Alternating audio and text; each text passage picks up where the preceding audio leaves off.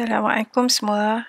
Hari ni saya nak berkongsi sedikit tentang buku yang baru saja saya baca, Malaysia Melabur. Sebenarnya saya ni bukan orang yang selayaknya bercakap pasal pelaburan. Memang pengetahuan sangat kosong. Baru je sibuk-sibuk dengar cerita orang melabur dalam Wahid, dalam Rais, dalam Best. Jadi saya pun berminat. Kebetulan pula rakan baik saya ni dia beli buku Malaysia Melabur ni, dia suruh saya baca lah. Saya pun ambil buku ni dan mula 10 perkara yang kita kena tahu tu dimulakan dengan perkara pertama, iaitu apa itu pelaburan.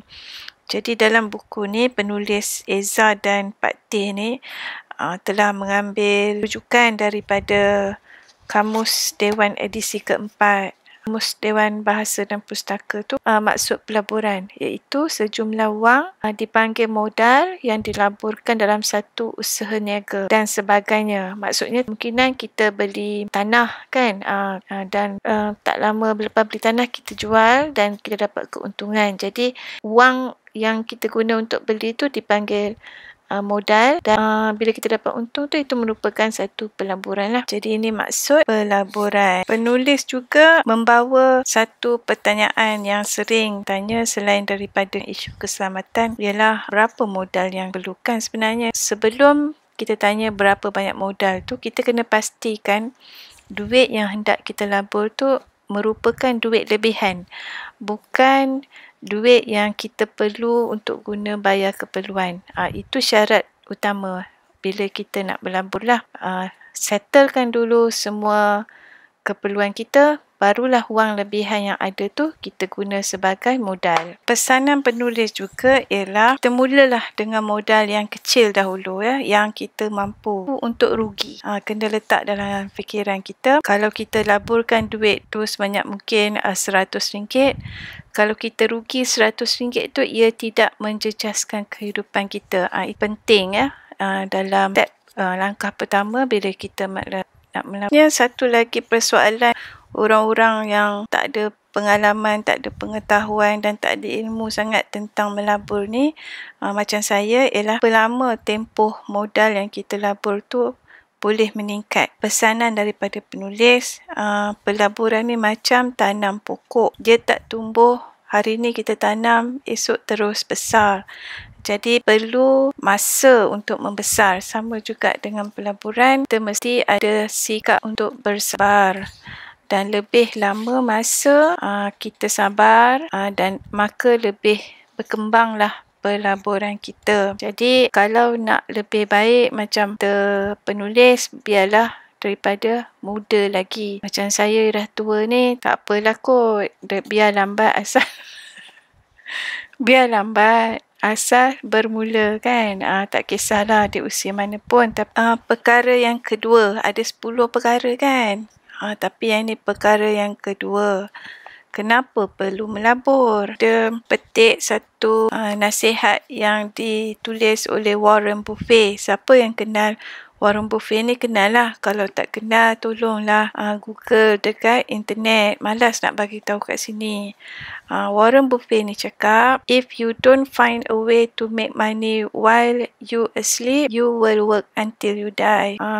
Kita kena cari jalan supaya duit tu bekerja untuk kita, bukan kita bekerja untuk duit. Itulah sebabnya kenapa kita kena melabur. Jadi ada 4 sebab yang disenaraikan oleh penulis. Kita melabur ni untuk mengatasi inflasi. Apakah benda inflasi ni? Menunjukkan nilai wang kita semakin kecil. Dan kita melabur juga untuk orang ni dapat memberi pulangan yang baik. Dan kita melabur juga supaya dapat sumber pendapatan.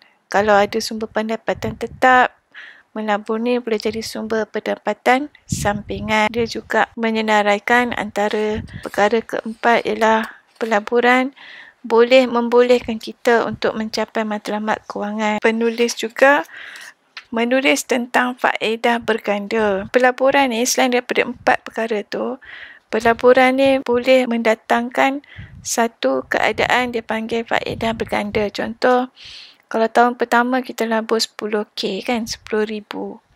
Jadi dengan pulangan 7% setahun secara konsisten.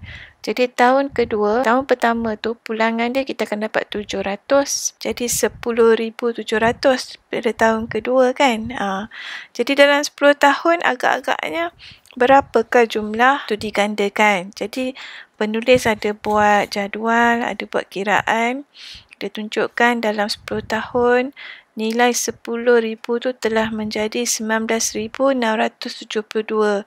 Tetapi bila nilai yang sebegini dikira pula, sebenarnya pulangan tu bukanlah 7%.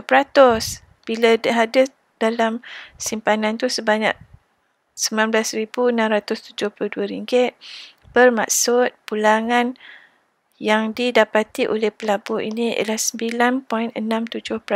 Jadi ini dipanggilkan faedah berganda. Jadi nak tahu lanjut-lanjut, belilah buku. Dan bab kedua ni diakhiri dengan dua perkara untuk memberi motivasi kenapa kita perlu melabur. Perkara yang disebut ialah Rule of 72. Okay, Rule of 72 ni maksudnya lah pulangan berganda.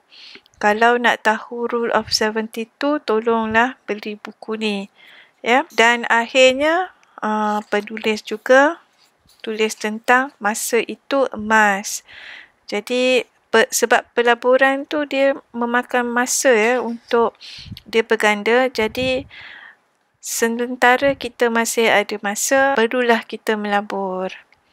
Ya, jangan berlengah-lengah. Jangan tunggu lagi. Jangan tunggu. Nak tunggu apa, kan?